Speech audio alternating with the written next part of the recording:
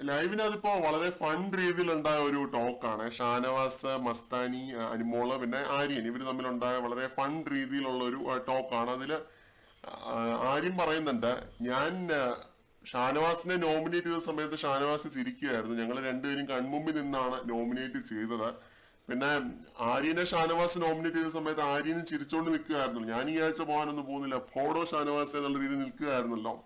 അപ്പോ ഒട്ടും പ്രതീക്ഷിച്ചില്ല പുറത്താവുന്നുള്ളത്. അന്ന് ആര്യന്റെ നോമിനേഷൻ വേസ്റ്റ് ചെയ്തതായിട്ടാണ് എനിക്ക് തോന്നിയത്. അന്ന് ആദിലേനെ പിടിച്ചിടാൻ പറ്റുന്ന ഒരു സാഹചര്യം ഉണ്ടായിരുന്നു. അവിടെ പേഴ്സണൽ ഗ്രഡ്ജ് കളിച്ച് ആര്യൻ അനീഷിന്റെയും ഷാനവാസിന്റെയും പേര് പറഞ്ഞതാണ്, എനിക്ക് നല്ല ഓർമ്മയുണ്ട്.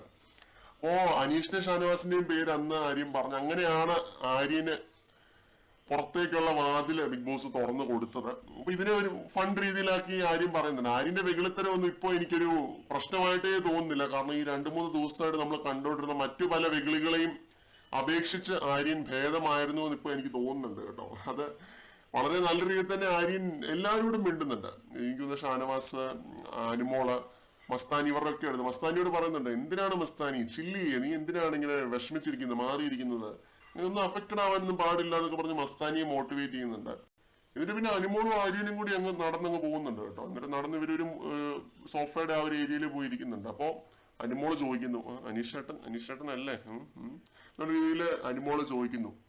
അപ്പൊ ആര്യൻ ഒന്നും പറയുന്നില്ല. ആര്യൻ എന്തെങ്കിലും പറയുന്നതിന് മുമ്പായിട്ട് തന്നെ ബിഗ് ബോസ് പറഞ്ഞു, ഇനി 4 ദിവസങ്ങൾ മാത്രമാണ് ബാക്കി, അത് കഴിഞ്ഞിട്ട് നമുക്ക് അറിയാമെന്ന് ബിഗ് ബോസ് പറയുന്നുണ്ട്. കയ്യോടെ പൊക്കി. അത് എങ്ങനെയാണ് പുറത്തെ കാര്യങ്ങൾ എങ്ങനെ ചോദിച്ചറിയാനായിട്ട് പറ്റുന്നത്? ഇനി 4 ദിവസം കൂടെ കാത്തിരുന്നാൽ പോരെ, എന്തിനാണ് വെറുതെ പുറത്തെ കാര്യങ്ങൾ അന്വേഷിക്കാൻ നിൽക്കുന്നത്? അനുമോൾ എന്ത് തരത്തിലുള്ള വികാരമാണ് പ്രകടിപ്പിക്കാൻ ശ്രമിക്കുന്നത് സത്യമായിട്ട് എനിക്ക് അറിയില്ല. ഇനി ക്യൂരിയോസിറ്റി ആണോ, ഇനി അനീഷാണോ ജയിക്കുന്നതെന്നുള്ള ഒരു ക്യൂരിയോസിറ്റിയോ, അല്ലെങ്കിൽ ഭയമാണോ, സന്തോഷമാണോ, എന്താണെന്ന് മനസ്സിലാവുന്നില്ല. എന്തായാലും ആര്യന്റെ അടുത്ത്, ലക്ഷ്മിയുടെ അടുത്തും ഒക്കെ അനീഷ് വിജയിക്കും എന്നുള്ള രീതിയിൽ അനുമോള് തന്നെ സംസാരിക്കുന്നുണ്ട്. വിന്നിംഗ് റേസിൽ അനീഷിന് തൊട്ടടുത്ത് നിൽക്കുന്ന അനുമോള് തന്നെ ഈ ഒരു കാര്യം പറയുന്നുണ്ട്. ഇത് ആരും പറയാനൊന്നും പോകുന്നില്ല, ഇത് അങ്ങനെ ആരും പറയുന്ന ഒരു കാര്യമൊന്നും അല്ല. അതുകൊണ്ട് ഞാനങ്ങ് പറയുന്നു എന്നുള്ളതേ ഉള്ളൂ. അനീഷ് വിജയിക്കുന്ന അനുമോള് പോലും കരുതുന്നു എന്നുള്ളതാണ് സത്യം. കൂടുതൽ അപ്ഡേറ്റുകളുമായിട്ട് വീണ്ടും